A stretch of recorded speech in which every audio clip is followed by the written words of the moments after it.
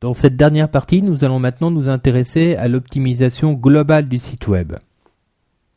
La présence de mots-clés dans le nom de domaine a une incidence sur le positionnement des pages. Cependant, il n'est pas toujours facile d'agir sur le nom de domaine, car ce dernier doit d'abord satisfaire les exigences du marketing. Néanmoins, s'il est possible d'y inclure un mot-clé, cela ne pourra être que positif pour votre visibilité sur Internet. Quelques petits conseils à ce sujet. Si le nom de domaine est constitué de deux mots, nous préconisons d'utiliser dans ce cas un tiret pour séparer les deux mots. Nous préconisons aussi d'utiliser un seul nom de domaine pour votre site. Si vous avez un second nom de domaine, faites alors une redirection de type 301 vers le domaine principal. Enfin, l'utilisation de sous-domaines favorise la visibilité du site dans les résultats. Cela permet de dépasser la limite des moteurs de recherche qui correspond à 2 pages par domaine, les sous-domaines étant considérés comme des domaines à part entière. En ce qui concerne l'URL, même si son incidence est faible dans le positionnement, il est néanmoins recommandé d'insérer des mots-clés dans le nommage du dossier qui contiendra les pages web et dans le nom du fichier de la page. Quelques conseils: n'ajoutez pas de répertoire superflu sous le prétexte d'ajouter un plus grand nombre de mots-clés dans l'URL. N'utilisez jamais de caractères accentués, d'espaces, d'underscore dans le nom de vos répertoires ou de vos fichiers. Vous avez en bas de cette page un exemple d'URL optimisé. Nous avons repris l'exemple que nous avions utilisé depuis le début de ce cours. Et comme vous pouvez le constater, le répertoire comme le nom du fichier HTML ont été optimisés de sorte à favoriser le positionnement de la page concernée. Nous allons maintenant présenter un fichier qui se nomme le sitemap.xml, qui se place à la racine du serveur, qui n'a pas une incidence directe sur le positionnement de la page ou des pages qui sont contenues dans le site, mais qui en favorise l'indexation. Rappelons que le sitemap est une technologie qui a été développée par Google, de sorte à favoriser le travail du robot lorsqu'il visite un site, et qui est adopté par les autres moteurs. Le moteur Bing en l'occurrence et Yahoo utilisent désormais le protocole du sitemap pour guider les robots dans l'indexation des différentes pages du site. Il est donc très important maintenant de créer un sitemap et de le mettre en bonne place sur votre site pour qu'il soit détecté par les robots. Il est conseillé d'actualiser le sitemap à chaque changement de structure du site. Et si le site est dynamique, il est alors conseillé de générer automatiquement un sitemap à chaque ajout de données dans la base, dans la mesure où, en général, lorsqu'on ajoute une donnée dans la base, on crée des pages dynamiques supplémentaires. Il est alors conseillé de créer un autre sitemap en adéquation avec la nouvelle structure du site. Il existe de nombreux logiciels pour générer un sitemap. Certains d'entre eux peuvent être utilisés en ligne depuis un simple navigateur.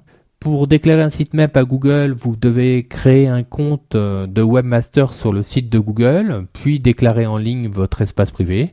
Cette partie sera aussi traitée dans le TP qui va suivre.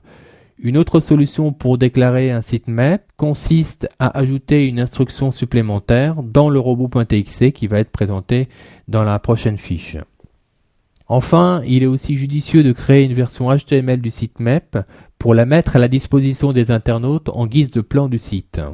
Pour en savoir plus sur le sitemap, je vous invite à consulter le site www.sitemap.org. Vous avez en bas de cette page un exemple qui illustre la structure d'un sitemap. Comme vous pouvez le constater, il est constitué donc de balises HTML. La balise URL représentant les paramètres de chaque page. Donc on aura donc autant de balises URL qu'il y aura de pages dans le site.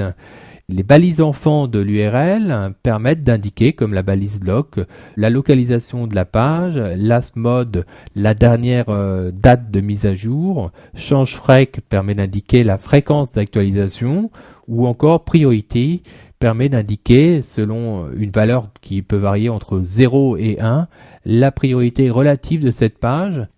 Passons maintenant au fichier robot.txt qui doit être placé lui aussi à la racine du site.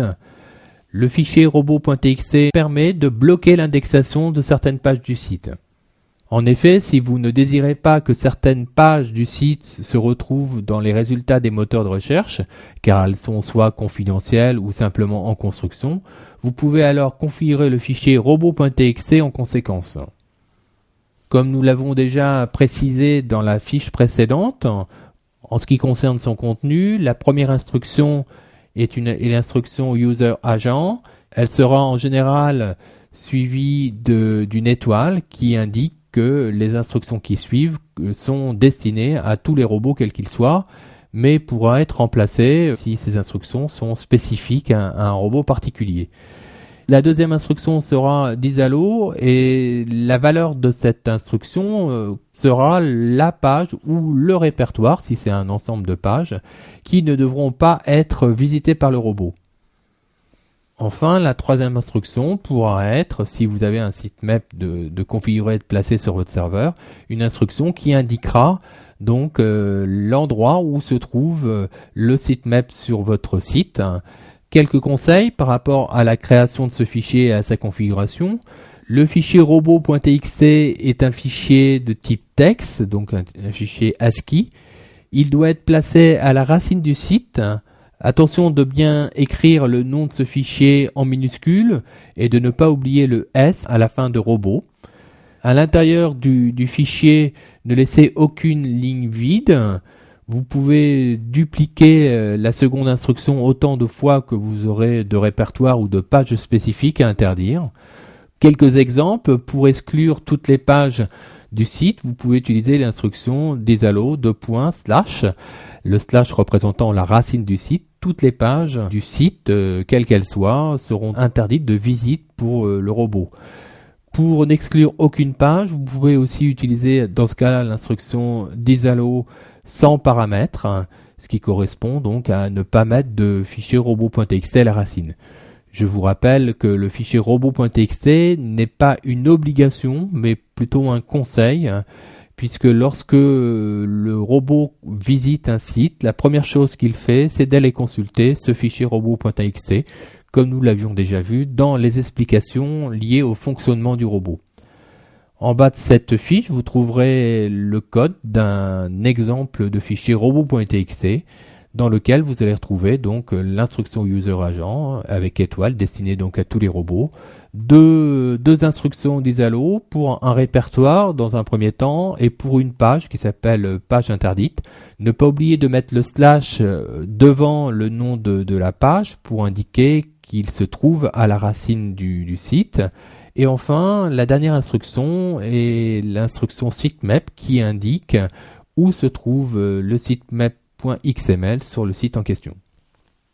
Maintenant que vous savez optimiser votre site, il est intéressant de connaître la démarche pour accélérer l'indexation initiale de votre site dans le moteur de base de données. La première solution est de mettre un lien vers votre page index depuis une page d'un autre site ayant un fort PageRank. En effet, les pages des sites ayant un fort PageRank sont en général plus fréquemment visitées. La deuxième solution consiste à créer un compte Webmaster sur le site Google et de déclarer le sitemap. Et enfin, la troisième solution consiste à s'inscrire dans les annuaires comme voilà Yahoo, Open Directory. Sachant que le moteur Google visite fréquemment ces annuaires, il pourra, par le biais du lien qui relie l'annuaire à votre page d'index, venir ensuite visiter votre site et l'indexer initialement dans sa base de données.